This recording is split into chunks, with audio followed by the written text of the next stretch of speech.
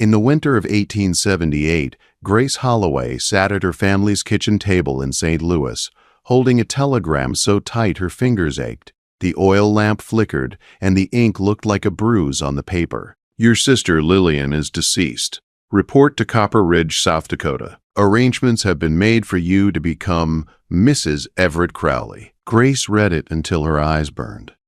Her sister was gone. And now Grace was being sent west to marry a man she had never met, simply because her sister had died. Her father spoke like it was already settled. "You leave in 3 days. Your mother will pack what you need." Grace found her voice, thin with shock.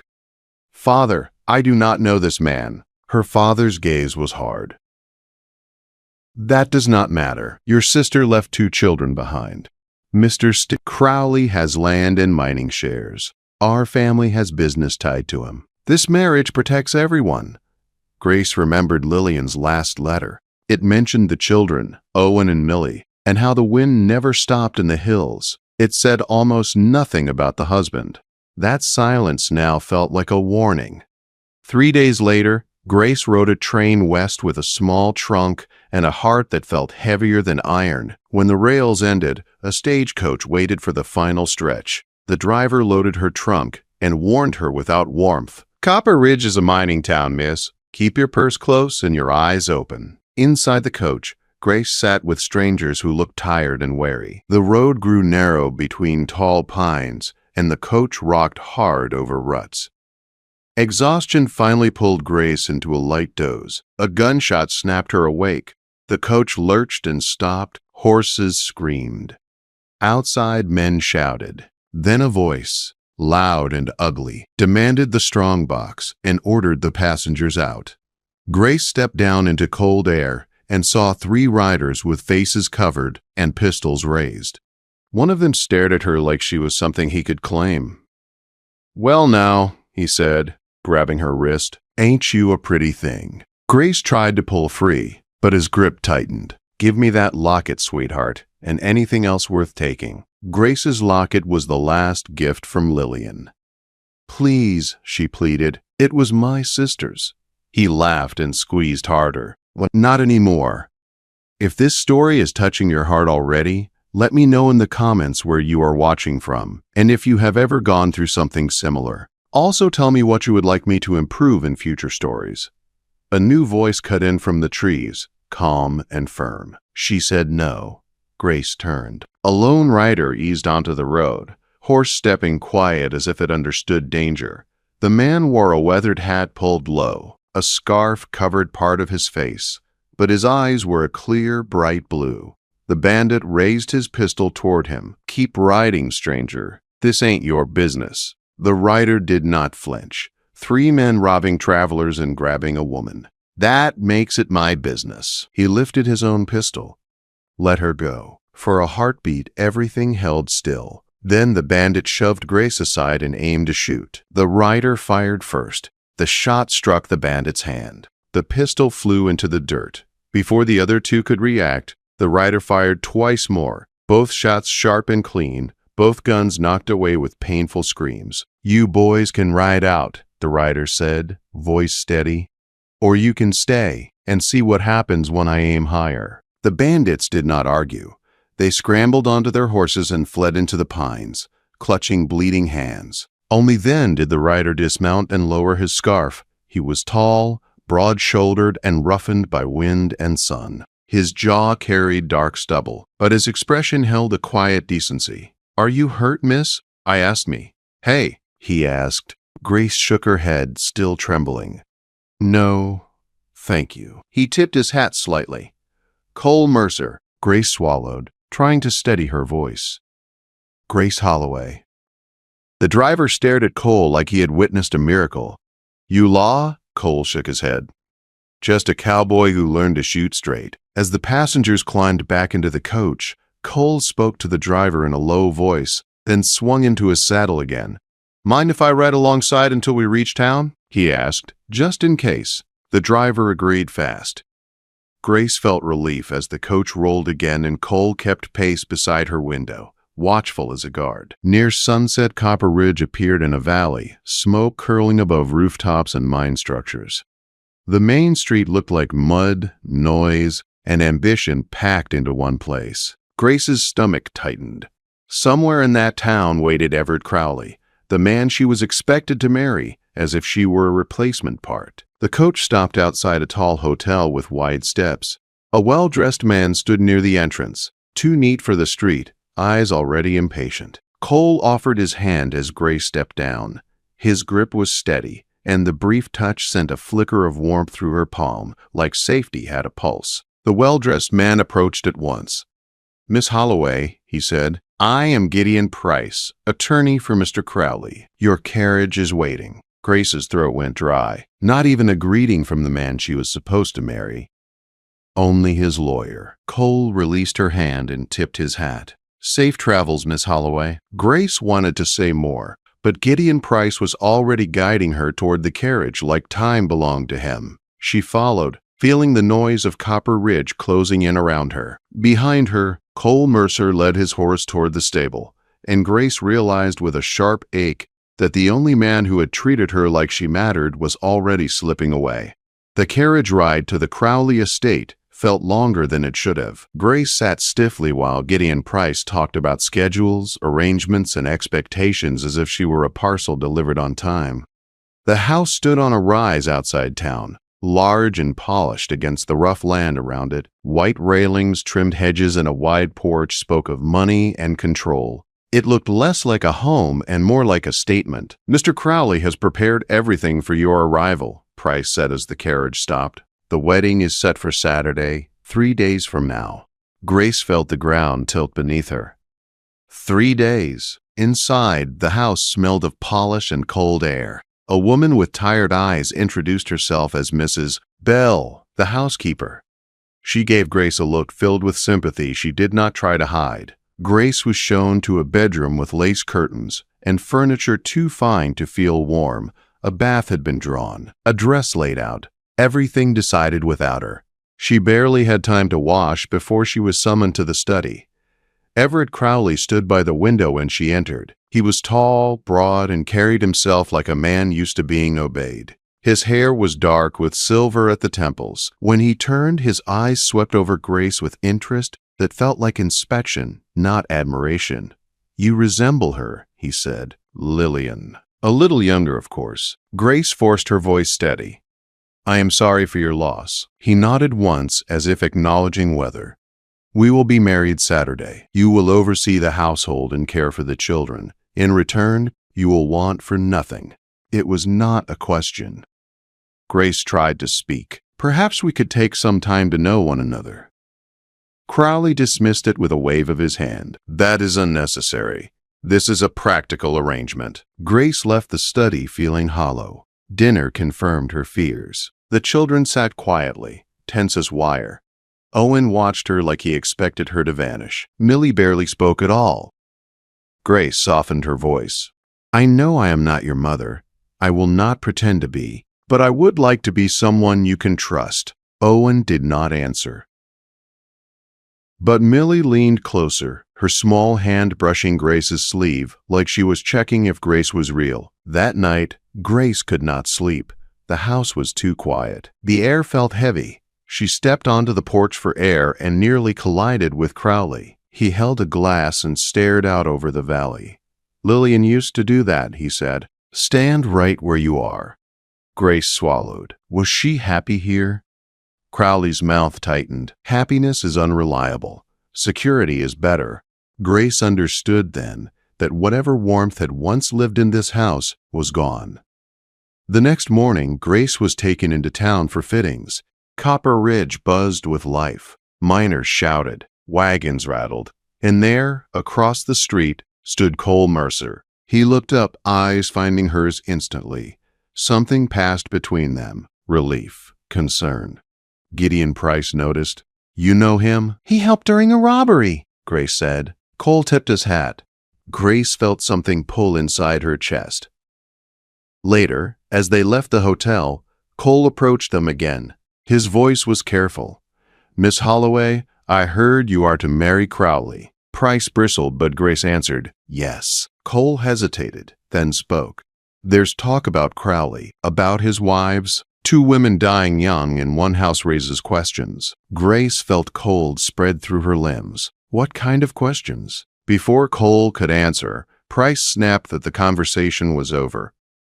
Cole met Grace's eyes one last time and pressed a small card into her hand when Price was not looking. "If you need help," he said quietly, "any kind." That night, Grace found Lillian's diary hidden in the library desk. She read until her hands shook. Lillian had discovered letters accusing Crowley of poisoning his first wife. She had grown sick soon after. She feared she would die. She begged someone to protect the children. Grace closed the diary, heart pounding. Cole had been right. Mrs. Bell found her there. The truth spilled out in whispers. The housekeeper had suspected, but never had proof. A plan formed in urgency and fear. A note was sent, a risk taken. By morning, Grace knew she had to escape or die. By the time morning light reached the curtains, Grace had already lived a full night of fear. She sat at the edge of her bed dressed for the day, hands folded in her lap, practicing a calm face. If Everett Crowley noticed anything wrong, the end would come fast. Lillian's diary had made that clear. He watched, he waited, he moved when he felt cornered. At breakfast, Crowley barely looked at her. He read papers while eating, as if people were background noise. Owen and Millie sat quietly, and the silence felt sharp enough to cut skin. Millie finally whispered a question, eyes bright with childish hope. "Will there be flowers at the wedding?" Grace forced a gentle smile. "Yes, sweetheart, there will be flowers." Crowley spoke without lifting his head. "Owen will carry the rings." Owen's shoulders stiffened. "Do I have to?" "Yes," Crowley said, voice flat and final. Grace reached for Owen with her eyes, trying to offer comfort without drawing attention. The boy's face was too serious for his age. He looked like someone who had learned to expect loss. After breakfast, Crowley announced his plan for the day. "Gideon Price will take you for your final fitting. After that, you can choose a small gift for the children, if you wish. But you will not wander." Grace nodded obediently, hiding the storm inside her. A trip to town with Price was not freedom, but it was a crack in the wall. She needed a crack. In the carriage, Price lectured her about how important tomorrow would be. He spoke about guests, business associates, and the reputation of the Crowley name. He talked as if the marriage were already done. At the dress shop, the wedding gown waited like a pale ghost. Layers of lace, seed pearls, a tight bodice that stole breath. Grace stood on a stool while the dressmaker pinned and adjusted, and all she could think about was how easily a shroud could be mistaken for a gown. She watched the front window through the mirror. Across the street, Cole Mercer leaned against a post outside a general store. His hat shadowed his eyes, but his posture was alert. He was not there by accident. Grace's heart kicked hard. She turned to Price with a soft hand to her throat. "Mr. Price, would you get me water? I feel faint in this heat." Price looked suspicious, but the dressmaker scolded him kindly and pushed him toward the door. He stepped outside, leaving Grace alone with the dressmaker and the ticking of the shop clock. Grace did not waste a second. She spoke quickly, voice low and urgent. "I need this gown off me now. Please." The dressmaker blinked. "We are not finished." Grace gripped the woman's arm with shaking fingers. "It is life or death. Please." Something in Grace's eyes changed the woman's mind. Her face went pale. Without another word, she helped Grace out of the gown, tugging the tight fabric loose, freeing her like she was being cut out of a trap. Grace grabbed her coat and small bag. Before Price could return, the dressmaker guided her through a back door. Grace slipped into an alley behind the shops, boots splashing through muddy slush. Her breath smoked in the air. Her chest ached from panic. At the mouth of the alley, Cole was waiting. He stepped forward and took her elbow, steady but gentle. "I got your note." Grace's voice shook. "The diary is real. Lillian wrote everything. She found proof that Crowley poisoned his first wife. Then she got sick after she confronted him. She tried to run. She did not make it." Cole's jaw clenched. "We need the law." Grace swallowed. "The diary is still in the house. I could not take it. I was afraid he would notice. Cole nodded once. Then we get you safe first. Price will raise the alarm any minute. He led her through side streets, away from the busy road. They moved like shadows, cutting behind buildings and fences until they reached a small office near the edge of town. A worn sign above the door read, "Sheriff." Inside, a weathered man with a gray mustache looked up from a stack of papers. His eyes narrowed when he saw Cole. "Cole Mercer," the sheriff said. "Trouble follows you like dust." Cole answered steady, "Sheriff Briggs, I brought you trouble that matters." Grace stepped forward, forcing her fear into a firm voice. "My name is Grace Holloway. I was brought here to marry Everett Crowley. I found my sister's diary. She believed he murdered his first wife, and she believed he poisoned her when she discovered it." The sheriff leaned back slowly, studying her. "That is a heavy claim, miss." Grace nodded. "I know. Where is this diary now?" the sheriff asked. "Still in the Crowley house," Grace admitted. "Hidden in the library desk." The sheriff's gaze sharpened. "Without it, I cannot act fast. Crowley owns half this town. I need more than a frightened bride's story." Cole stepped in, voice controlled but heated. "You also have a housekeeper who suspects the same thing. Her name is Mrs. Dead. Bell. She will talk if she feels safe. And the boy Owen has noticed things too." The sheriff rubbed his mustache, thinking. Then he stood. "All right. We do this carefully. I will not start a gunfight in the street, but I will not ignore this either." Grace's knees went weak with relief. The sheriff looked at Cole. "Take her out of town, somewhere Crowley's men will not look. I will send a deputy to contact Mrs. Bell and find a way to secure that diary." Grace's voice broke on one word: "The children." The sheriff nodded. "I will bring them in under a harmless reason. Questions about your sister's illness. Once they are here, they stay here." Cole guided Grace toward the back door. They were one step from leaving when the front door slammed open. Gideon Price stormed in, red-faced and furious. "There you are!" he barked, pointing at Grace. "Miss Holloway, you have made a spectacle. Mr. Crowley will not tolerate this." The sheriff moved between them like a wall. "Mr. Price, Miss is under my protection while I look into certain concerns." Price scoffed. "Concerns? This is nonsense, fed to her by that cowboy. She is confused." Cole's eyes went hard. "Careful." Price ignored him, staring straight at Grace.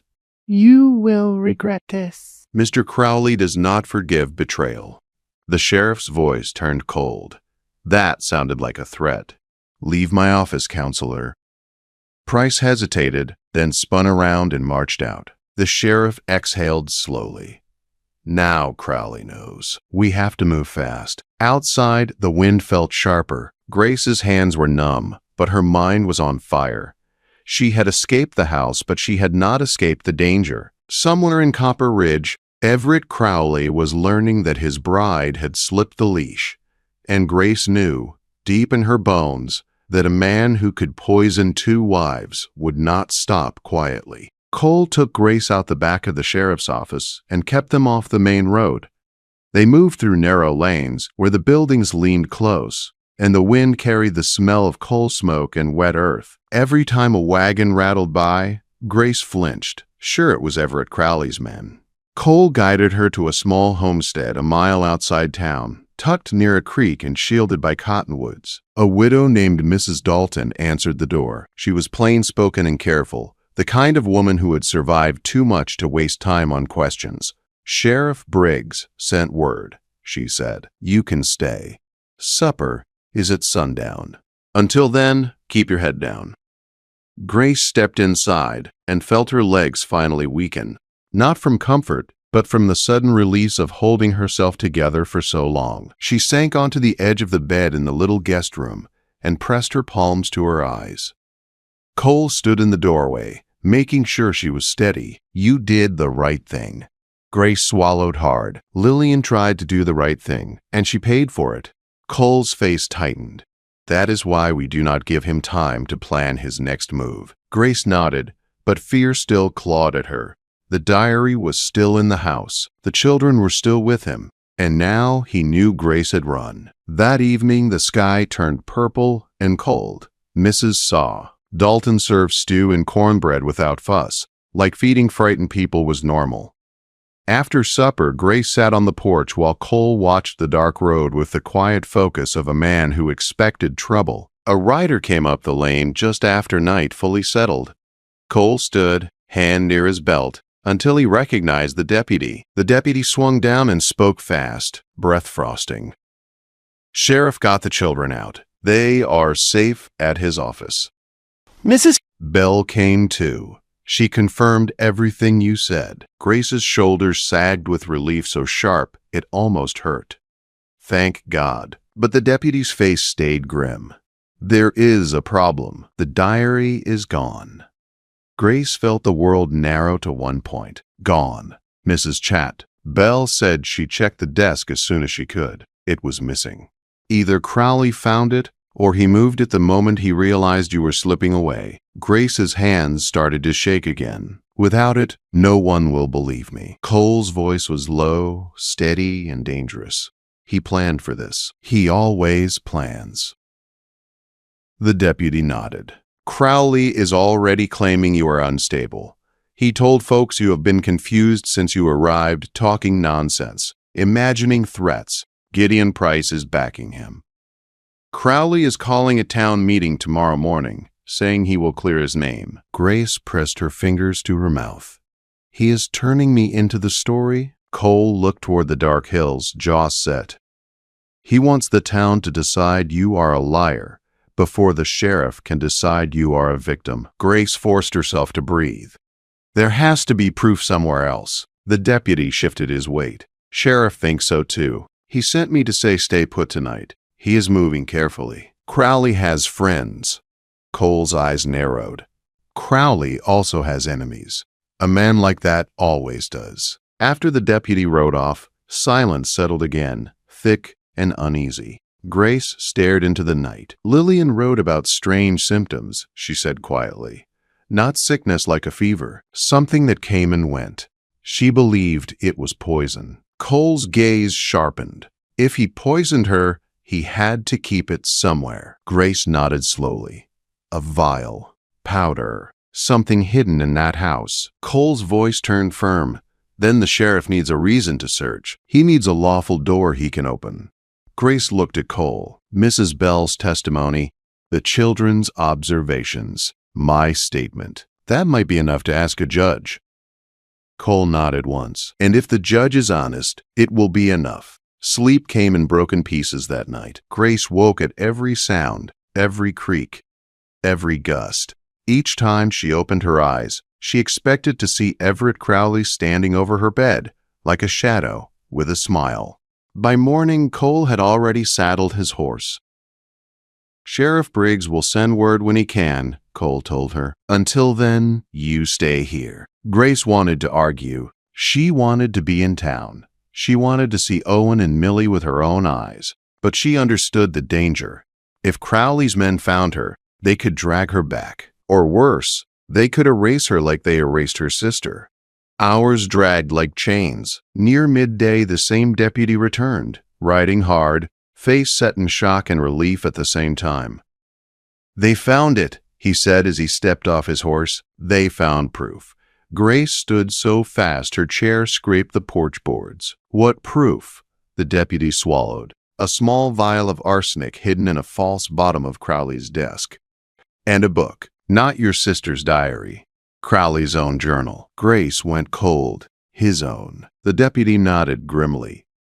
Notes about dosages, timing, symptoms, like he was keeping records of livestock. Mrs. Eden. Dalton covered her mouth with one hand. Lord have mercy. Cole's face turned hard as stone. Where is Crowley? Sheriff arrested him at dawn, the deputy said, before the town meeting. Gideon Price is shouting that the evidence was planted, that the sheriff is part of a conspiracy, but it is Crowley's handwriting, clear as day. Grace sank onto the porch step, breath leaving her in a rush. It was real. It had always been real. Her sister's fear was not madness. It was truth, the deputy continued. The hearing is this afternoon. Sheriff says Crowley will be held for trial, and he wants you to know the children are safe. He placed them with a boarding house owner he trusts. They have food, blankets, and someone kind watching them.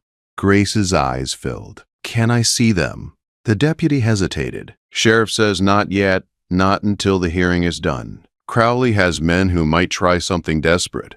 Cole crouched beside Grace. We wait a few more hours, then we go together. You will not face this alone. Grace nodded, though every part of her ached to hold the children and promise them they would never be trapped in that house again. That afternoon the wind rose and the clouds thickened, but the world inside Grace felt lighter than it had in days. Not safe, not finished, but lighter, because now the story could not be twisted as easily. Now it was not just Grace's word against a powerful man. Now it was poison in his desk, and his own hand writing down what he did. As the sun started to fall, another wagon arrived. Owen climbed down first, stiff and guarded, eyes scanning the yard like he expected something to jump out from behind a tree. Millie followed, clinging to a small bundle of cloth, her face pale. Grace ran to them, dropping to her knees. Millie rushed into her arms, crying hard. Owen tried to hold himself together, but his lower lip trembled. Is it true? He asked. Did he hurt them? Grace pulled him close too, holding both children at once. I believe he did, sweetheart. I am so sorry. Owen's shoulders shook. I knew. She was laughing that morning. She promised she would teach me a new game. Then she could not even lift her head. Grace closed her eyes, letting him cry into her shoulder. You are safe now, she whispered. I will not leave you. Cole stood a few steps away, watching with a protectiveness that did not demand attention. It was steady, like a fence built strong enough to hold against a storm. Mrs. Dalton ushered them inside and set out warm bread, milk, and a blanket by the fire. The children ate like they had been starving for more than food. Later, when Owen and Millie finally slept, Grace sat at the table with her hands wrapped around a mug, staring at the flame in the lamp. Cole leaned against the wall, voice low. Sheriff will hold him, and with that journal, the court will not ignore it. Grace nodded, throat tight. Lillian will have justice. Cole looked at her with calm certainty. And you will have a future. Grace stared into the lamp glow and felt something shift. For the first time since the telegram arrived, she did not feel like a woman being pushed toward a grave. She felt like a woman who had stepped out of a trap, with 2 children in her arms and a chance to build something different. But she also knew Everett Crowley was not finished fighting. Morning came cold and bright. Grace woke before the children and listened to the quiet of Mrs. Dalton's house. Proof had been found, but power could still twist a town. Everett Crowley had money, jobs, and men who owed him favors. He would fight to the last breath. Cole rode with Grace into Copper Ridge and stayed close. At the sheriff's office, Sheriff Briggs met them with a face carved from worry and resolve. He said Crowley had been arrested at dawn. Gideon Price was already spreading talk that Grace was unstable and that the evidence was planted. A hearing would be held that afternoon. Grace asked about Owen and Millie. The sheriff said they were safe and kept out of sight. Grace nodded, though it hurt. She could not protect them if she got herself caught. By early afternoon, the courthouse filled like a saloon on payday. People crowded the doorway, hungry for a story. Some looked at Grace with sympathy. Some looked at her with anger, like truth might cost them their comfort.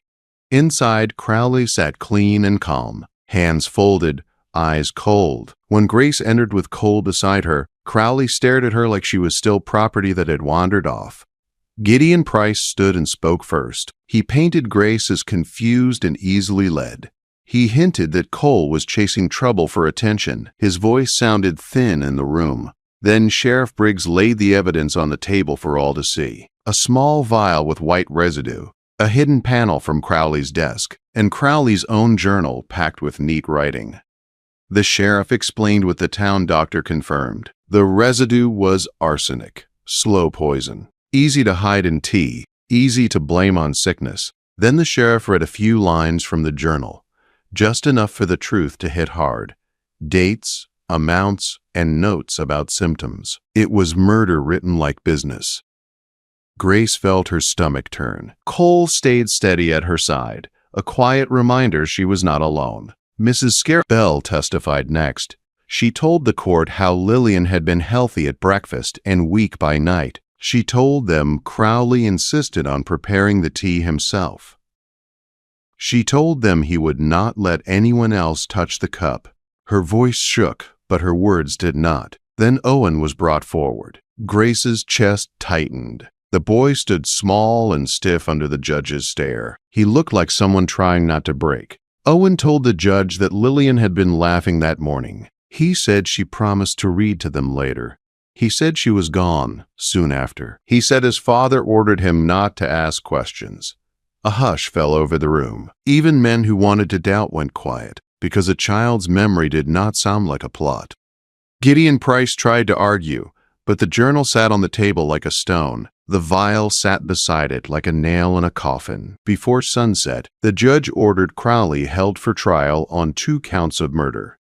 Crowley turned once as he was led away. His eyes were flat and his mouth held a thin, angry certainty, like he still believed he could escape. That night, Grace returned to Mrs. Dalton's place and finally held the children again.